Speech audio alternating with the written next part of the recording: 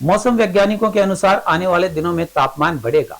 पिछले दिनों आंधी के साथ आई बरसात ने प्रदेश में उमस का वातावरण पैदा कर दिया था। कृषि विज्ञान केंद्र के मौसम वैज्ञानिक डॉक्टर देवीलाल का कहना है कि अगले 3-4 दिनों में बरसात की संभावनाएं कम है तथा तापमान में बढ़ोतरी होने की उम्मीद है। कृषि विज्ञान केंद्र के मौसम वैज्ञानिक डॉक्टर देवीलाल ने बताया कि बरसात के कारण उमस बनी है, जो आने वाले 2-3 दिनों में कम होगी तथा मौसम के ड्राई रहने की संभावना है। ऐसे में इन दिनों चल रही कपास की बिजाई किसान मौसम के पूर्वानुमान के अनुसार ही करें तथा बिजाई शाम के समय ही करें, ताकि जमीन सूखने से बच सके व कपास का बीज नमी के चलते बेहतर तरीके से अंकुरित हो सके। उन्होंने कहा कि अगले 3-4 दिन में बारिश की संभावनाएं नहीं है तथा तापमान में बढ़ोतरी की उम्मीद की जा रही है। कहा कि इन दिनों अधिकतम तापमान 36 से 38 डिग्री चल रहा है। अभी जैसे आप देख रहे थे, पिछले दिनों जो बारिश हुई थी उसके चलते 2-3 दिन से तापमान कम था।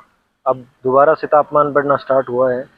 अगर बात करें मैक्सिमम तापमान की, तो अधिकतम तापमान जो है वो 36 से 38 डिग्री सेल्सियस के आसपास भिवानी डिस्ट्रिक्ट में पहुंच चुका है और आने वाले दिनों में इस तापमान की और बढ़ने की संभावना नज़र आ रही है, क्योंकि जो 9 दिन जो सबसे गर्म रहते हैं सीजन के, 9 तपा जिसको बोलते हैं, उसका टाइम पीरियड चल रहा है।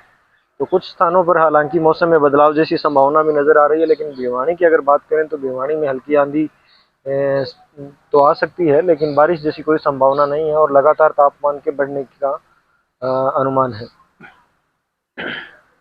जो ये ह्यूमिडिटी देख रहे हैं, पहले वातावरण में नमी की मात्रा बहुत ही कम थी, क्योंकि गर्मी टेम्परेचर बहुत ज़्यादा था, बारिश हुई नहीं थी, उस वजह से वातावरण में नमी की कमी के कारण जो है वो ड्राई एक तरीके से गर्मी थी।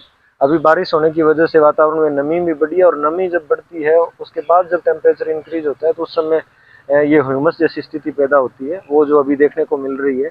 आने वाले दिनों में तापमान और बढ़ेगा, उसके साथ साथ ये ह्यूमस भी कम होगी और गर्मी और देखने को मिलेगी।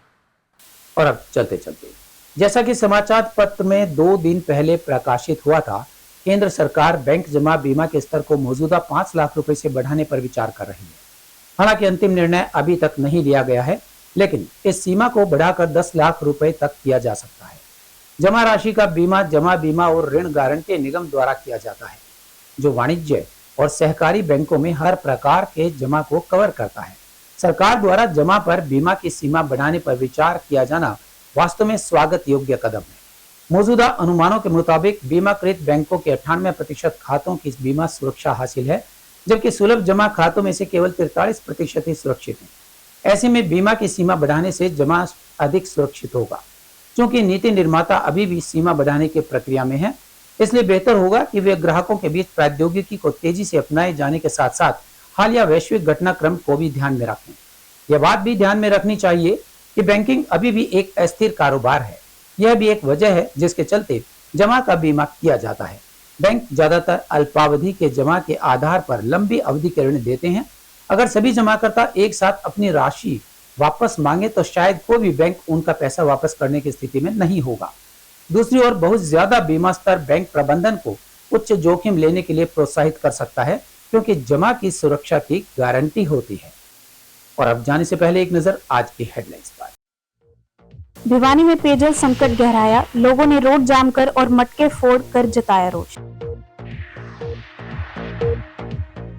ग्रामीण पेयजल प्रणाली को पंचायतों के अधीन करने पर कर्मचारियों ने जताया रोष। युवाओं में नशे की शुरुआती जड़ को समाप्त करना है जरूरी, कहा उपायुक्त कौशिक ने। सिरसा में मनाए जाने वाली कबीर जयंती के लिए निमंत्रण देने भिवानी पहुंची पूर्व सांसद सुनीता दुग्गल। बाल भवन में 2 जून से समर कैंप शुरू।